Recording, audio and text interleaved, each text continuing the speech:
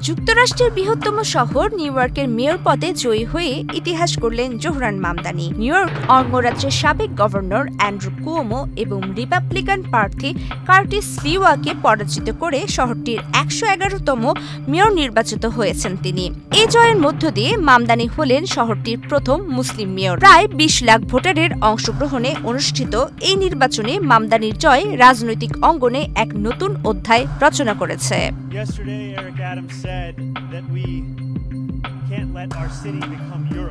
কয়েক মাস আগেও জরিপে মামদানির অবস্থান ছিল একেবারে নিচে। অনেকে বিশ্বাসই করেননি তিনি কুওমোর মতো অভিজ্ঞ রাজনীতিবিদকে হারাতে পারবেন। তবে শেষ পর্যন্ত তিনি শুধু জয়ী হননি, বরং ২ দফায় কুওমোকে হারিয়ে এক ঐতিহাসিক সাফল্য দেখিয়েছেন।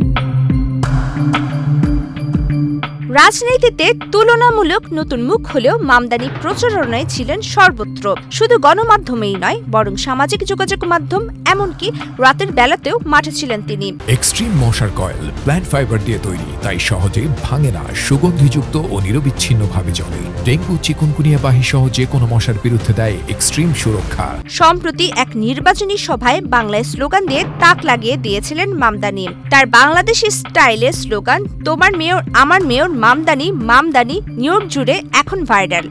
ফলে বাংলাদেশি কমিউনিটি তাকে অনেক বেশি ভোট দিয়েছেন বলে বোঝাই যায়। গত সপ্তাহে তিনি শুধু কন্টেন্ট ক্রিয়েটর ও ইনফ্লুয়েন্সারদের জন্য আলাদা সংবাদ সম্মেলন করেন, যা ৩১,০০০-এরও বেশি লাইভ স্ট্রিম হয়।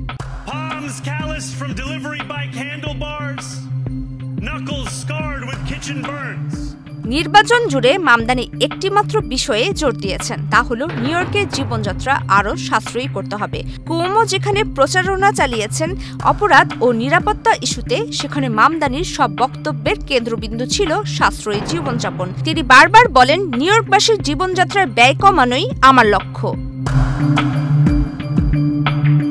তাই মামদানি তার ইশতেহারে জোর দিয়েছেন তার বিনামূল্যে শিশু যত্ন, ফ্রি বাস সার্ভিস এবং বাসা ভাড়া স্থির রাখা বা রেন্ট ফ্রিজ করার প্রতিশ্রুতিতে।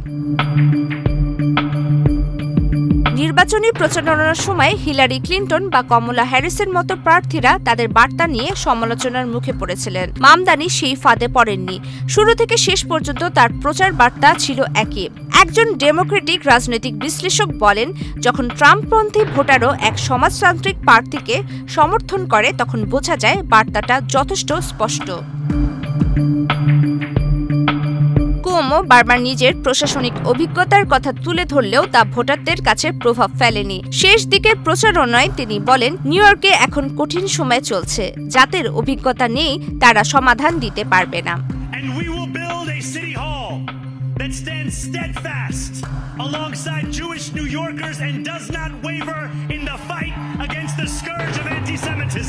তবে মামদানি সেই অভিজ্ঞতার অভাবকেই শক্তিতে পরিণত করেন, অনেকটা ২০১৬ সালের ডোনাল্ড ট্রাম্পের মতো। তিনিও প্রতিষ্ঠিত রাজনীতিকে চ্যালেঞ্জ জানানোর বার্তা দেন।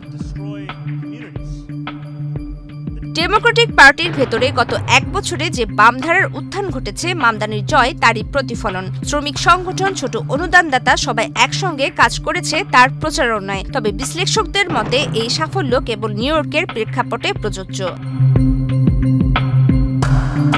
তবে এই জয়ের পর মামদানির সামনে রয়েছে বাস্তব চ্যালেঞ্জ। নিউ ইয়র্কের গভর্নর ক্যাথি হোচুল ইতিমধ্যেই তার প্রস্তাবিত কর বৃদ্ধির বিরোধিতা করেছেন। ফলে উচ্চাভিলাষী নীতি বাস্তবায়নে মামদানিকে রাজ্যের অর্থনৈতিক ও রাজনৈতিক বাস্তবতার সঙ্গে সমঝোতা করে এগোতে হবে।